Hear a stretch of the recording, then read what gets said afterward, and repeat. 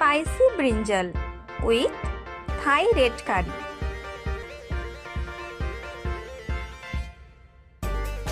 কেটে হাফ করে নিচ্ছি।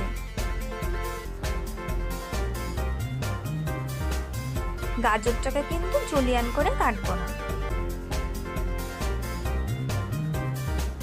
কোকোনাট অয়েলে ভেজিসগুলো আমি সতে করে নিয়েছি।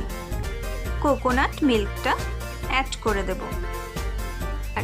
রেড থাই কারিতে অ্যাড করে দিচ্ছি। থাই কারিকে আরো ক্রিমি বানানোর জন্য এটা অপশনাল, আপনারা চাইলে স্কিপও করতে পারেন। পাতলা করে কেটে নেব।